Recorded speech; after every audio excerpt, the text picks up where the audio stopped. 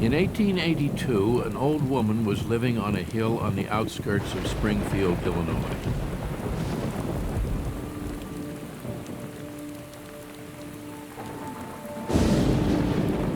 She kept her curtains drawn, never went outside, never received visitors. Neighborhood children pointed up at her window and hurried past, frightened by the crazy lady in the upstairs room. 40 years before, she had been married in the parlor of this same house to a tall, awkward lawyer, and still wore his ring, inscribed with the words, "Love is eternal."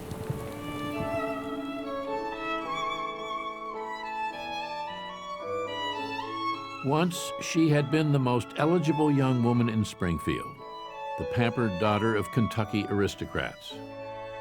My wife is as handsome as when she was a girl, and I, a poor nobody then, fell in love with her. And what is more, I have never fallen out.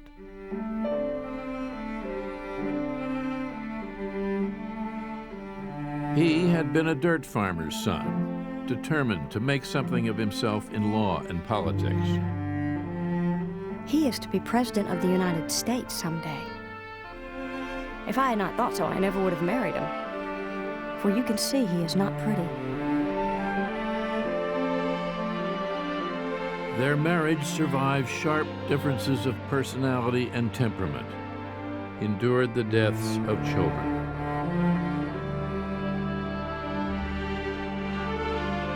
They reached the White House as partners. But the Civil War that tore the country apart divided them as well.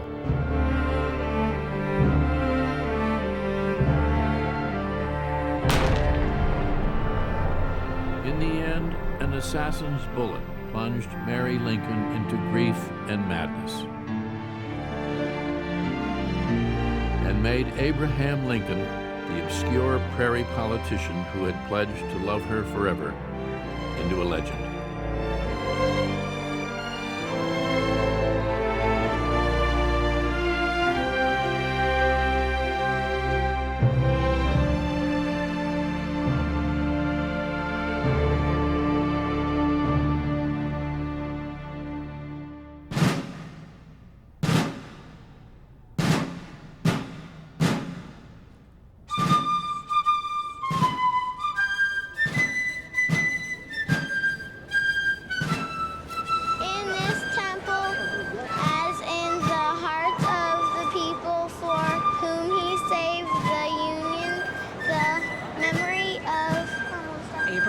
Abraham Lincoln is enshrined forever.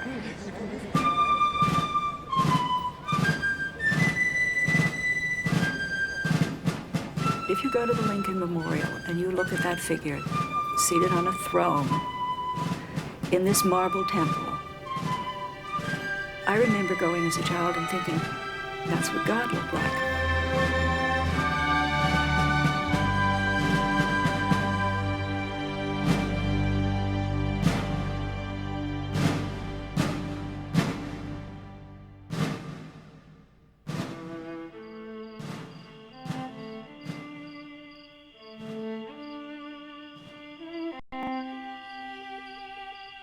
The story of the real Abraham Lincoln has receded so far into the nation's memory that what remains seems little more than a dream.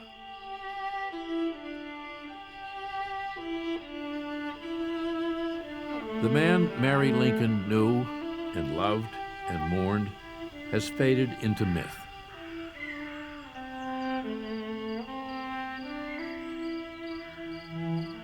He was born February 12, 1809, in a cabin in the Kentucky wilderness. But Lincoln remembered little of his life there, and what he did remember, he didn't care to talk about. It is a great piece of folly to attempt to make anything out of my early life. It can be condensed into a single sentence from Gray's Elegy: the short and simple annals of the poor. Lincoln's childhood world is mostly gone, except the land around Knob Creek and Sinking Spring Farm, and the stories people still tell there. I have listened to tales about Lincoln my whole life. I listened to my aunts, my dad, everybody was some way or another talked about Lincoln all the time. My grandmother, she was born in 1885 and got to talk to a gentleman that his parents played with Abraham Lincoln and his sister when they lived here. And he told stories. Different people around here kind of passed them down. They may be twisted one way or another, but they're fairly accurate, we think. We can't be gospel because there are not very many records back then. Neighbors remembered very little about Abraham's mother, Nancy Hanks Lincoln. Some said she used to sing him mournful Scottish ballads. Lincoln himself once told a friend she was an intellectual woman, sensitive and somewhat sad. I don't think we know a lot about Lincoln's mother. I see her as a soft-spoken, reflective person. They claim she was, thin, she was tall, dark-haired. Those were descriptions that people that knew her gave. So you assume, then you get your own picture. They all agreed that she was, quote, intellectual. I don't know what that means in the old recollections. I think it meant that she must have thought about things carefully and talked rather well. Her communication with Lincoln would seem to have been, at an early age, one of telling stories. It's certainly interesting that all of Lincoln's great writings were written to be read aloud. They're all basically oral communications, pieces of poetry, political poetry. Abraham's father, Thomas, could barely read or write. One neighbor remembered him as a plain, unpretending, plodding man. Year after year, Abraham watched his father work the fields, tied to the land, at the mercy of the seasons. It was tough, but it was tough for everybody at the time. You got to understand that there were several families all living on Knob Creek at the same time, and they were all more or less equal. They were poor, but they were equal. And probably they didn't realize they were poor because that's the way that was on the frontier. A boy would have a lot of responsibility then. I would imagine Lincoln came back in this valley looking for berries, hickory nuts, walnuts, probably herbs to make some of their medicine with, and maybe swim and try to catch chipmunks. I mean, that's just what boys do, We run the hills, and he was there. I'm sure I've stepped in his tracks many times.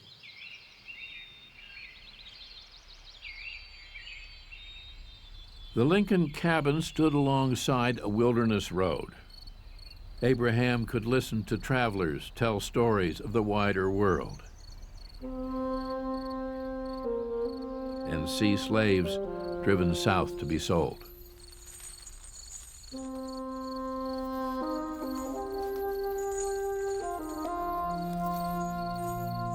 His mother and father were much opposed to slavery. They belonged to a fundamentalist Baptist group that was anti-slavery. And he undoubtedly got from them a sense that slavery was wrong even before he'd ever seen slaves or knew about slavery. He said later on that there's never been a time when I was not anti-slavery. And I think that is true. When Abraham was 7 and his older sister Sarah was 9, the Lincolns packed their few belongings and set out in the dead of winter for Indiana. Thomas Lincoln had always disliked living in a slave state and had grown weary of disputes over the ownership of his land. It was a frontier area, so unsettled that there was no real road to the plot of ground that Thomas Lincoln laid claim to. He had to cut a path, in effect, for his family to follow.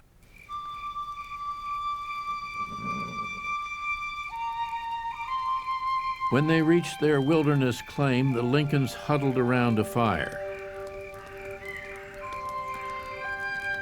Their nearest neighbor was more than a mile away. Abraham later remembered his terror of the wild animals prowling the undergrowth, the howling of wolves, and the scream of panthers.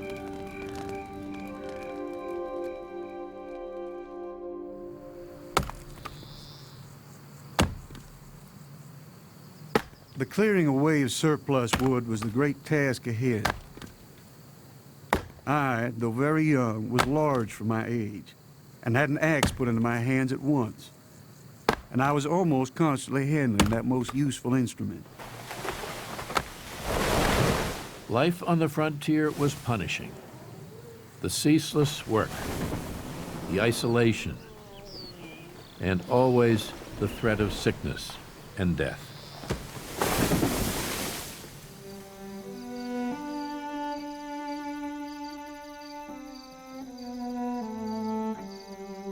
In 1818, a mysterious illness spread across the Indiana countryside and found its way into the Lincoln home.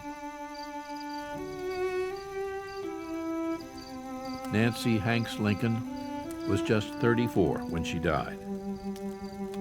Abraham was 9.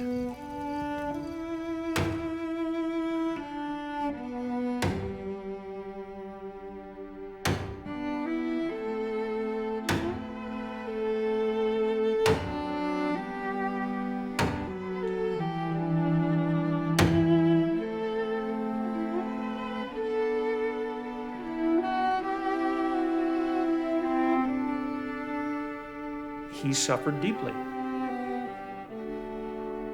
This fed in his mind and spirit a kind of fatalism and a dark brooding.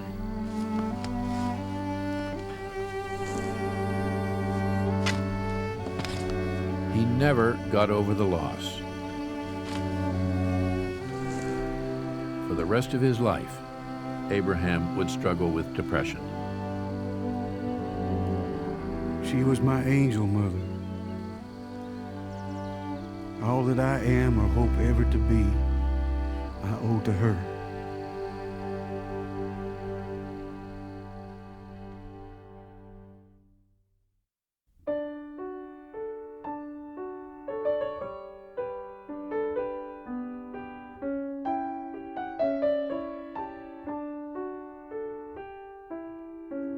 The same year that Abraham Lincoln's mother died, 1818, Mary Todd was born on December 13th in Lexington, Kentucky.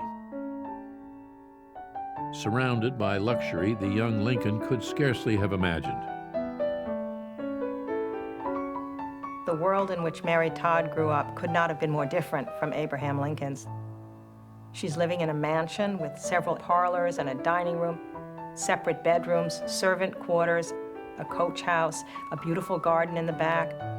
She's got all the clothes that she needs, and she's got all the material resources that one could have needed to feel herself a lucky young woman.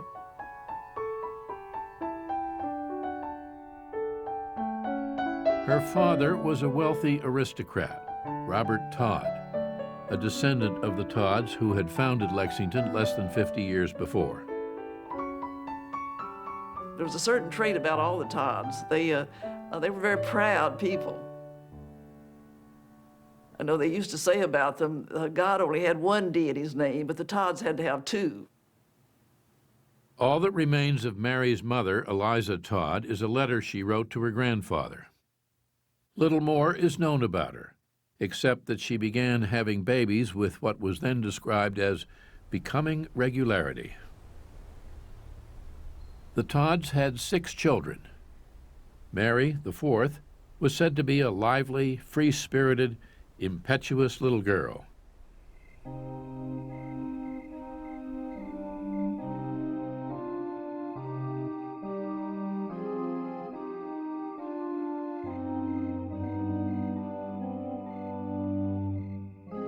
In 1825, Mary's mother died giving birth to her 7th child.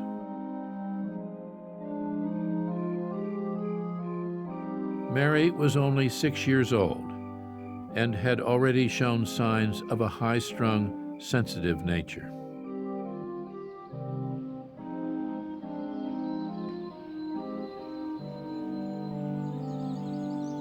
So at 6 years old, she's motherless. She took this very hard, according to some of the family legends, and indeed she was going to take all of the deaths that littered her life's course very, very hard. Only weeks after Mary's mother's death, Robert Todd was looking for a new wife. 6 months later, he proposed to Elizabeth Humphreys. The following year, he married her and began having still more children, 9 of them. Stepmothering, I suppose, is never easy family business, but in the case of Robert Smith Todd's second wife, it was a disaster. All of the first Todds hated her. Mary is certainly the most rebellious, and there are some family stories of Mary dressing up in her stepmother's clothes and her stepmother calling her Satan's limb. There were a lot of children in that household, and Mary felt lost.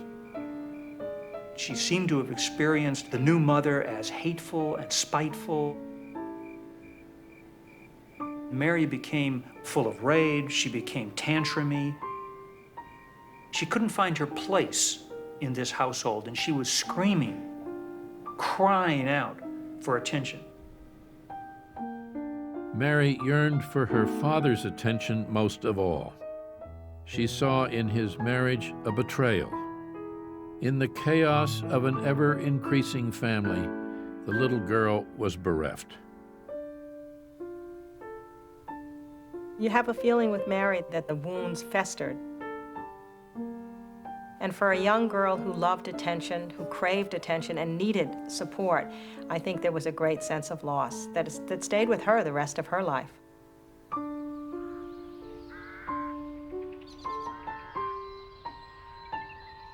Mary would one day say that her whole childhood had been desolate.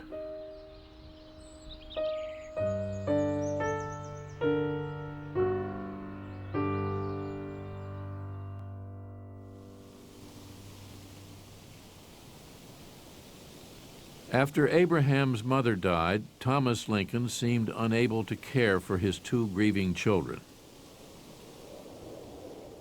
Overcome with misery, he went back to Kentucky, leaving them behind in the care of a cousin. 6 months later, he came home with a new wife, Sarah Bush Johnston, recently widowed with 3 small children of her own. She came upon this bedraggled little family out in southern Indiana and looked at them and was just appalled. She went to work cleaning them up.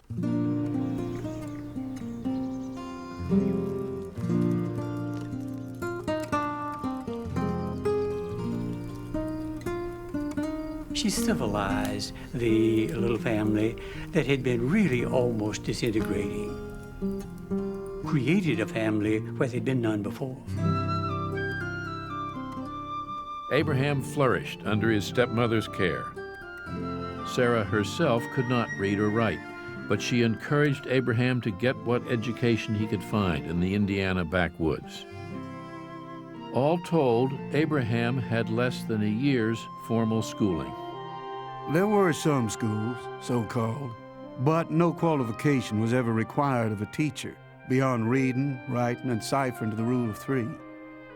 There was absolutely nothing to excite ambition for education. But Abraham was ambitious. He taught himself, poring over whatever books and newspapers he could find.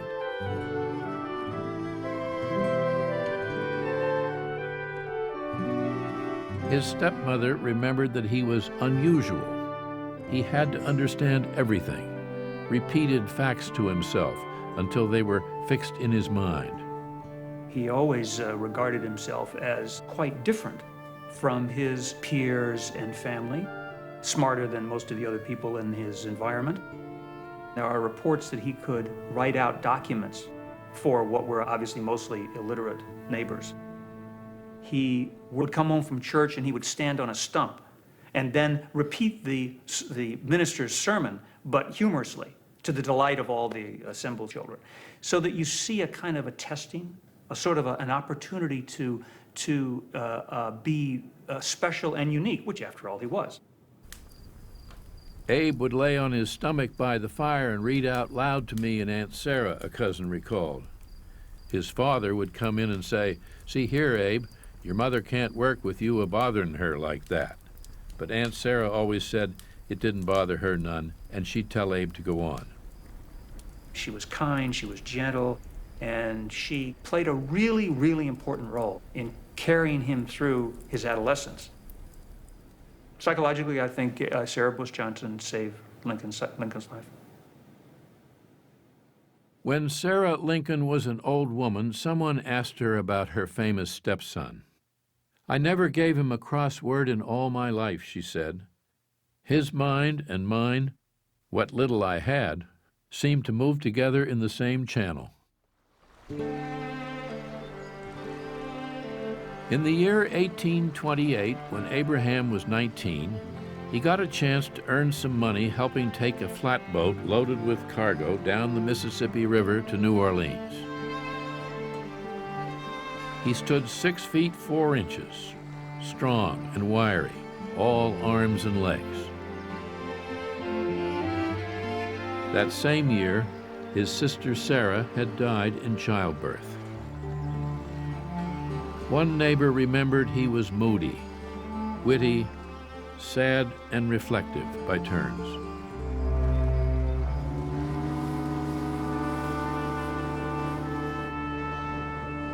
He'd never been to a big city.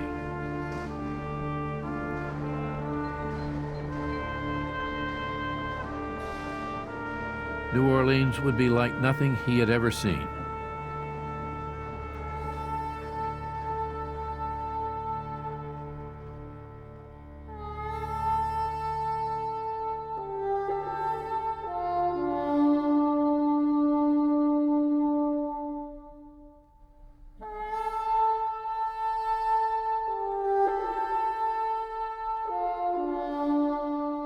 In New Orleans, Abraham saw for the first time human beings bought and sold.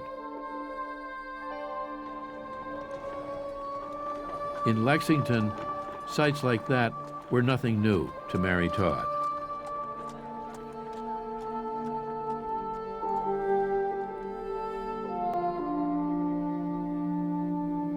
Mary would see slaves being chained and brought in a gang. And the auction was right there on Cheapside, which was right next to the courthouse. So it was just a couple of blocks, really, from where they lived. For Mary, slaves were a constant presence. She was raised, since her mother died when she was a child, by her Mammy Sally, who coddled her, dressed her, and doted on her. Mary Todd was the daughter of a slaveholder, a Whig banker. So she accepted slavery. She just simply thought it was part of life.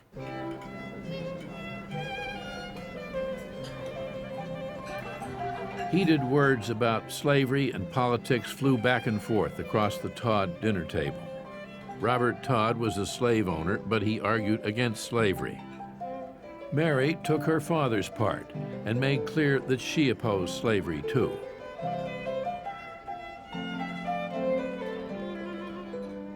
Henry Clay was a frequent guest. Leader of the Whig Party, Speaker of the House longer than any other man, he too deplored slavery. Clay burned with ambition to be president, and at 14, Mary was his fiery supporter. Mary felt that as long as she could go to the dinner table and respond in an interesting way to her father's conversations with his male friends, he would look at her, he would pay attention to her. So she developed very early on an undue sense of understanding and interest in politics, which must have made her a pretty interesting little figure.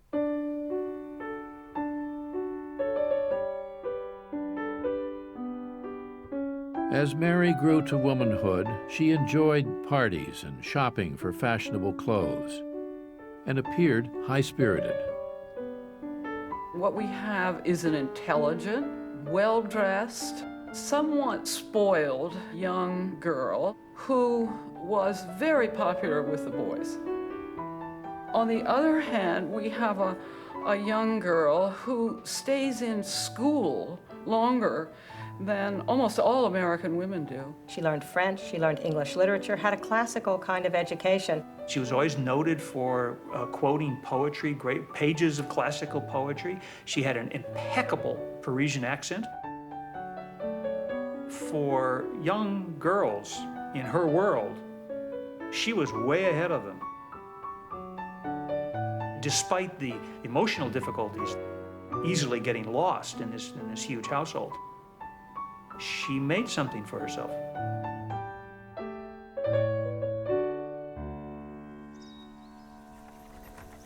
Having just completed my 21st year, we left the old homestead in Indiana and came to Illinois. Our mode of conveyance was wagons drawn by ox teams, and I drove one of the teams. We settled a new place and built a log cabin, fenced and broke the ground, and raised a crop of sown corn upon it the same year. In the autumn, all hands were greatly afflicted with ague and fever. We remained through the succeeding winter, which was the winter of the deep snow. Another difficult move to a new homestead, another grueling round of seasons. This was not the life Abraham Lincoln imagined for himself. Lincoln spent most of his early life trying to get beyond his humble origins. He seemed to have to position himself as better than, as separate from, and really not identified with in any way what his father represented. The kind of ignorant past out of which he had come. He simply did not like the life that his father lived. Whatever happened, he was not going to be like his father. He was going to do something to make a name for himself.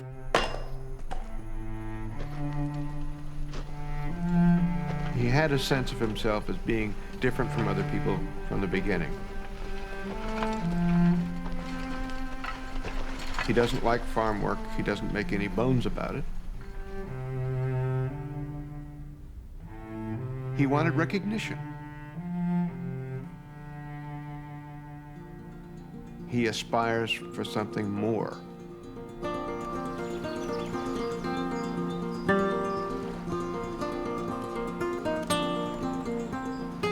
At 22, Lincoln left home for good and rarely saw his father again. He never looked back. I was a friendless, uneducated, penniless boy, a piece of floating driftwood. Lincoln eventually came to rest at New Salem in central Illinois, population 100, the biggest town he had ever lived in. He was a gawky fellow, ill-dressed, funny-looking, a rube, they thought. He was rough-looking in a rough-looking crowd. He simply looked like nothing they had ever seen. A real hayseed. But as soon as he started talking, you were aware that he was very literate, He was well informed. To them, he sounded educated. He went to work in a general store and grist mill. But that was only meant to be a stepping stone.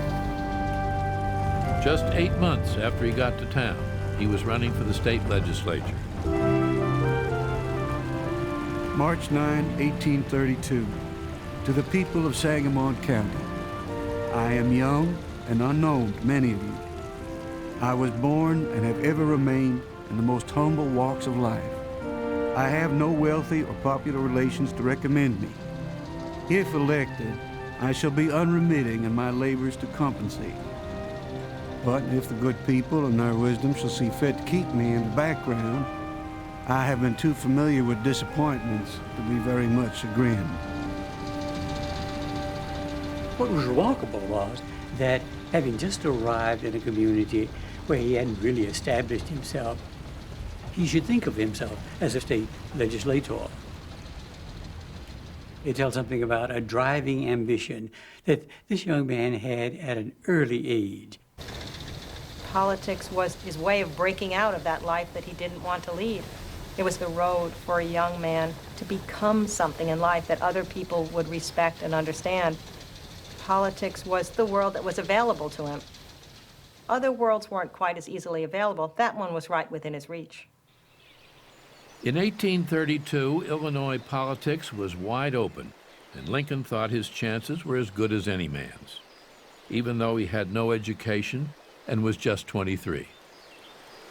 He campaigned for the improvement of the Sangamon River. He believed government should promote economic progress. If steamboats could reach New Salem, Lincoln argued, the little settlement could become a thriving port.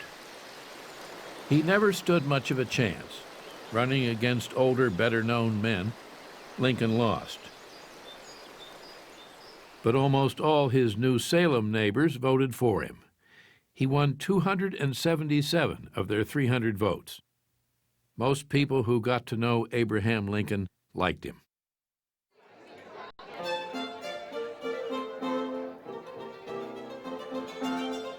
My ever-dear Merce, we expect a very gay winter. Evening before last, my sister gave a most agreeable party. Upwards of 100 graced the festive scene.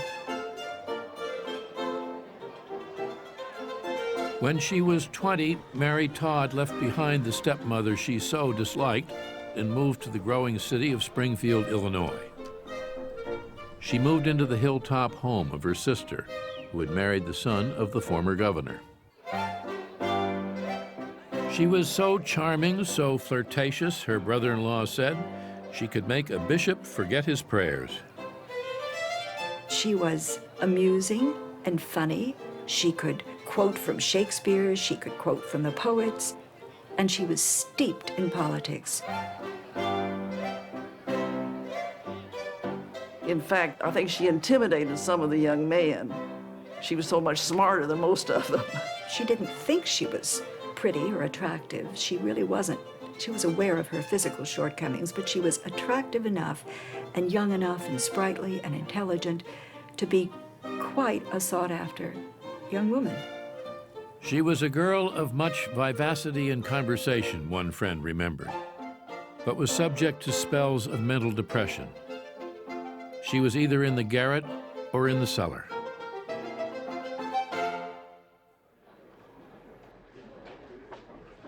At 23, Abraham Lincoln had lost his first election, but New Salem offered other possibilities. On the frontier, a man could try his hand at things, change his mind, scramble for a living.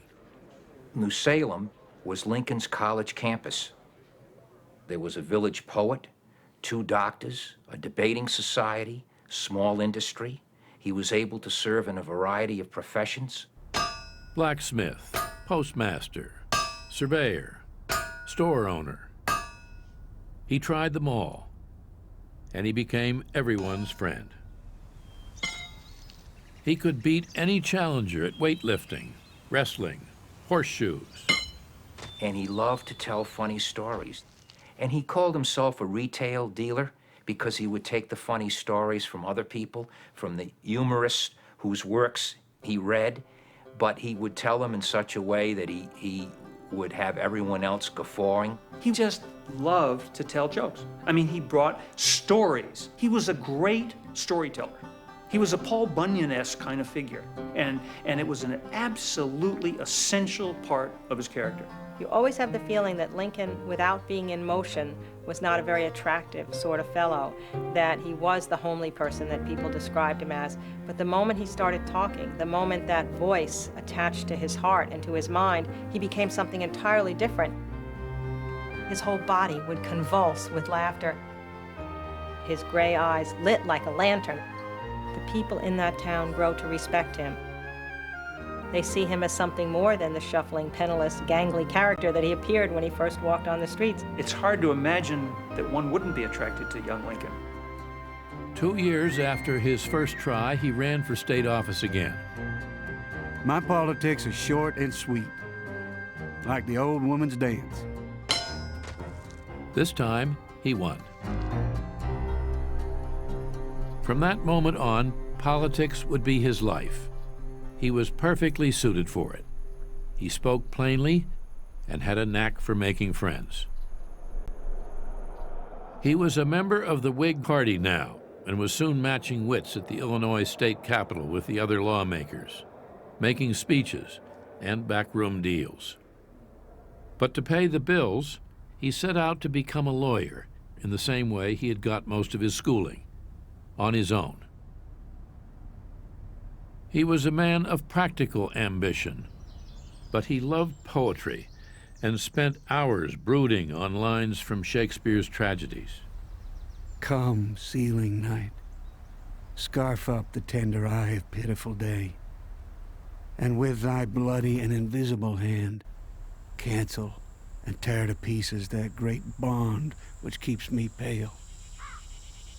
Light thickens, and the crow makes swing to the rooky wood. Lincoln would later write that he pondered the meaning of life with such intensity of thought that he wore ideas threadbare and turned them to the bitterness of death.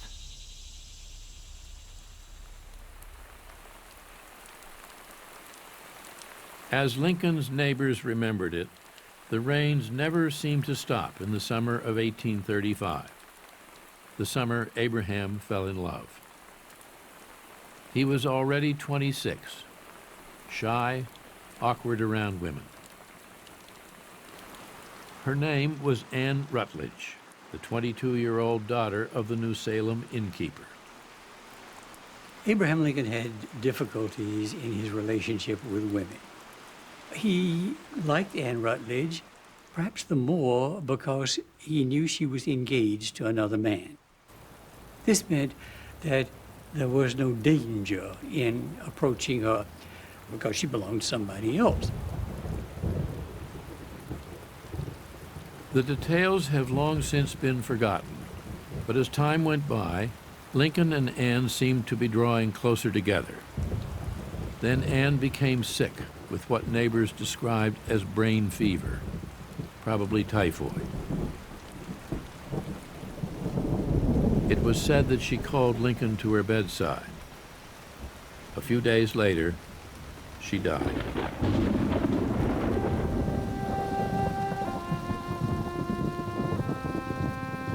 He responded to the loss of what seems to have been his first love with great despair, because it had to have evoked the sudden and tragic loss of his mother. And he was adrift. He was really adrift. He went into a sustained period of melancholia, seemed even emotionally unbalanced by the loss, unable to function for a long period of time. His friends feared that he would never recover, that he might even kill himself. They were astonished to find the tough young man from the backwoods so tender-hearted, so undone by the loss.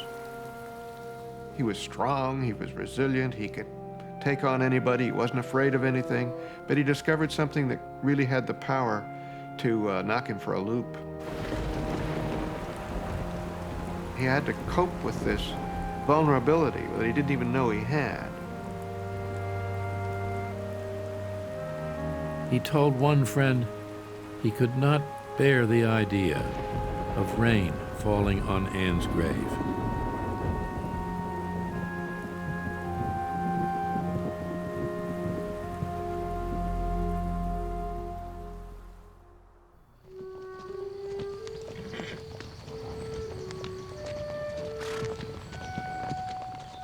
When he was 28, Lincoln packed everything he owned into 2 saddlebags, borrowed a horse, and said goodbye forever to New Salem, the town that had given him his start. He was headed to the new Illinois state capital at Springfield. He had twice won re-election, become a Whig party leader, and had finally become a lawyer. He was, one friend remembered, a rising man.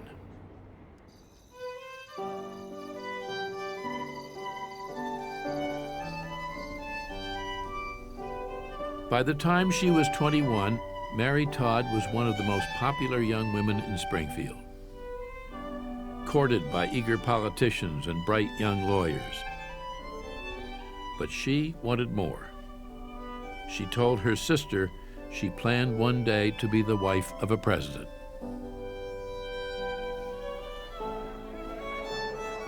One evening at a party at her sister's house, Mary noticed a man who said he wanted to dance with her in the worst way. And she added, he certainly did. He is still a somewhat uncouth, rather awkward and ugly young man, but one who is ready to be accepted into the best social circles of the state capital. He sees her first dancing with a whole bunch of beaux surrounding her. She's sensual, she's talking, really the center of attention. And here he is, still the gangly character, unsophisticated about women, unsure about women, awkward around women. She's 5 feet tall, he's 6 feet 4 tall, and most unlikely physical couple. She was a gentle lady, and he was just one step up from a rube. She had position in society, and he didn't. He was still a wannabe. Some even thought maybe he was courting her for financial advancement. But they had politics in common from the very beginning, and it got them over many a rough spot. In 1840, the Whigs nominated for president a Virginia aristocrat whose supporters liked to claim that he lived in a log cabin, William Henry Harrison. Lincoln stumped Illinois for him and again ran for the legislature, while Mary cheered them both on. I've become quite a politician, rather an unladylike profession, yet at such a crisis, whose heart could remain untouched? She loved politics for its own sake, because Mary liked a challenge and she liked excitement.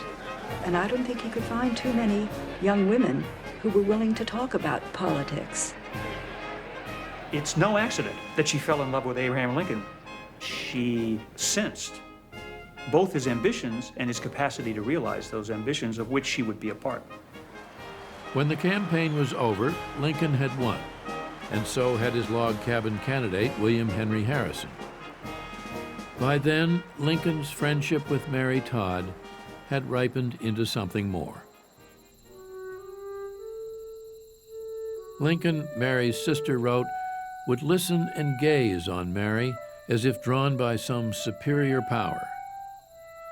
He called her Molly. She called him Mr. Lincoln. They shared a love of poetry.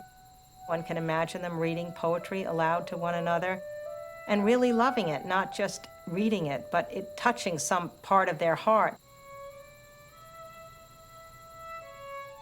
They shared a certain melancholy. They both had these emotional moods, these blackened periods. They shared a sense of loss in their mothers having died when they were young. She somehow saw the depths of this man. She saw inside of Lincoln. Not long after Election Day, Lincoln asked Mary to marry him. and she agreed.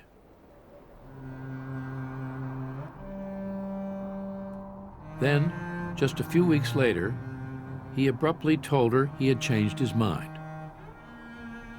He wrote a friend that the thought of marriage was indescribably horrible and alarming.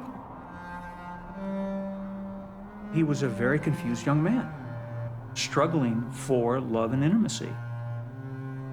This is not a man who easily established intimate relationships. He did not know how to make close bonds with really anybody. He never told his private thoughts.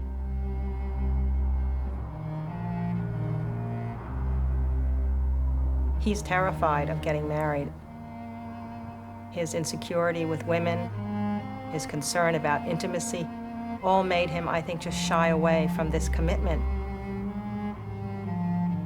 There must have been a feeling that if he did give himself over to a woman again, as he had to his mother, as he had to Anne Rutledge, that perhaps the only result of that would be the loss of this woman that he loved.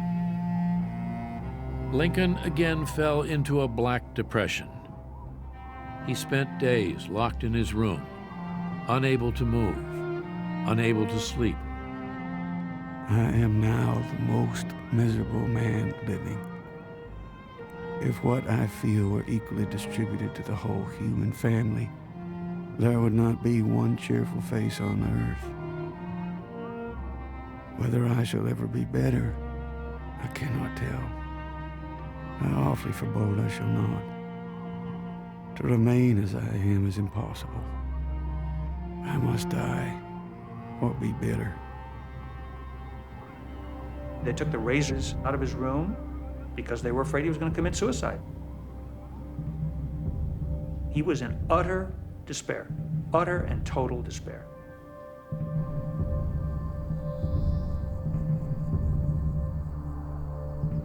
Mary eventually reappeared in Springfield society. Lincoln did his best to avoid her.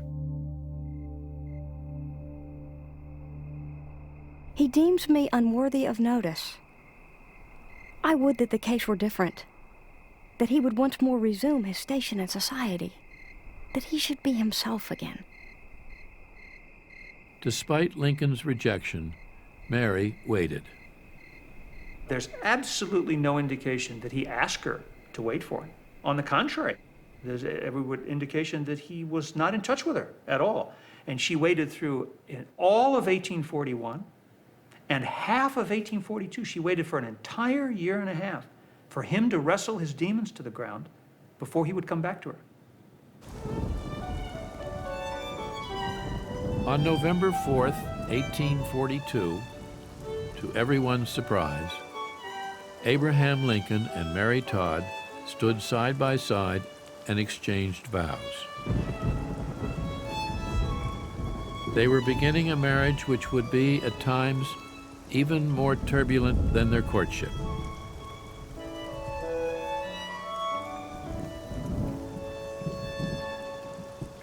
Nothing new here, except my marrying, which to me is a matter of profound wonder.